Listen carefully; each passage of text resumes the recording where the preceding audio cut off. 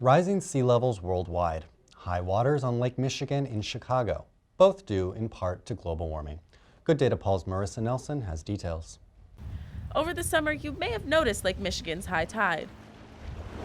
The unusually high lake levels swallowed up beaches in Rogers Park and flooded parts of the lakefront path.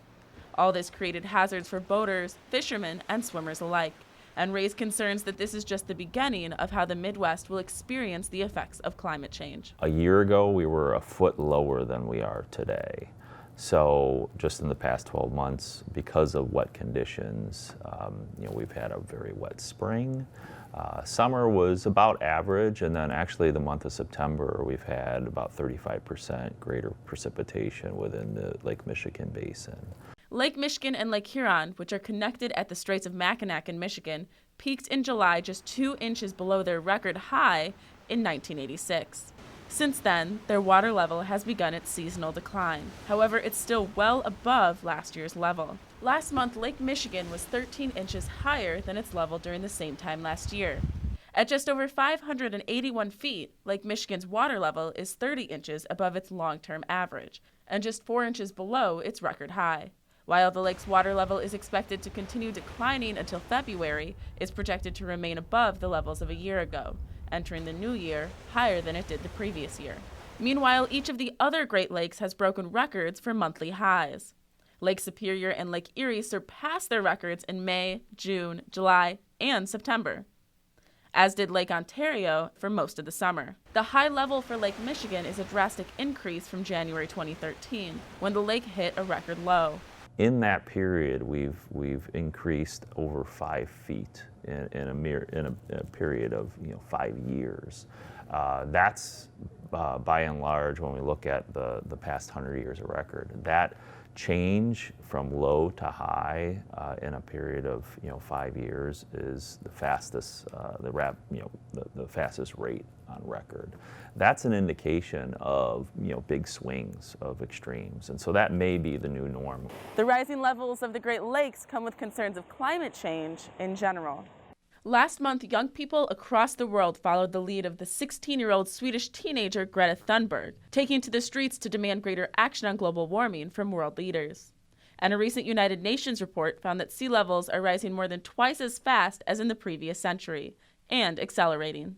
DePaul alum and longtime advocate for ocean conservation Bailey Ritter says she wasn't surprised by the report. I think what was most shocking was that I was not shocked. I think I read it and I was like, yep, those are the issues. In addition to the rising ocean levels, the rising temperature of the ocean and destruction of marine life also stood out to Ritter. A lot of people I don't think realize that the Great Lakes are connected to the ocean.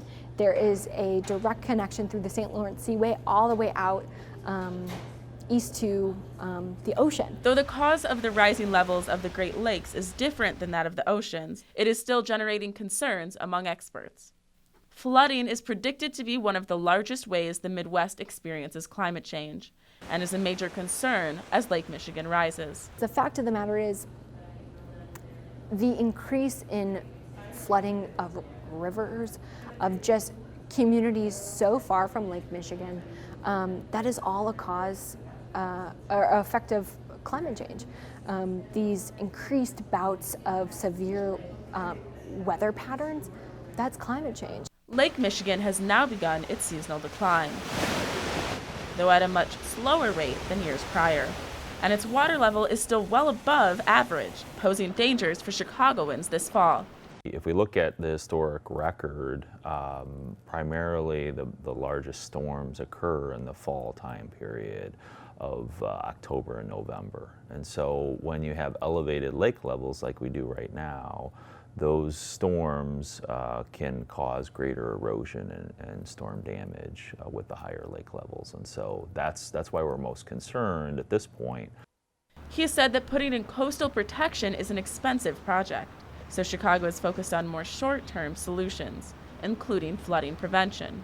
The city of Chicago right now has installed temporary Jersey barriers in many parts of the shoreline to address that overtopping and then flooding associated with the elevated lake levels. However, DePaul environmental communication professor Barbara Willard is concerned about the effects of the rising lake levels and the city's plans to address this issue. A concern I have is the way that they are approaching the rising lake levels, and that's to put up more big rocks, more concrete or Jersey barriers. You see those all over, which is short term. It's going to help save people. They won't be swished right up into the Lake Michigan, but it is problematic in that it really is not solving the ultimate problem, which is what we need to go back to restoring a more natural lake ecosystem and natural shoreline. Willard says she would like to see beaches turn to more natural solutions, allowing some sandy areas to return to their native landscaping. She points to Kathy Osterman Beach in Lincoln Park, which sectioned off a portion of the beach for this a few years ago. Once you allow that to happen, you start to see the native grasses growing and native vegetation. You start to see more of a duneland kind of a landscape. And that is a more long-term natural way of dealing with rising lake levels. Boccaro said there is value in restoring the shoreline with natural features.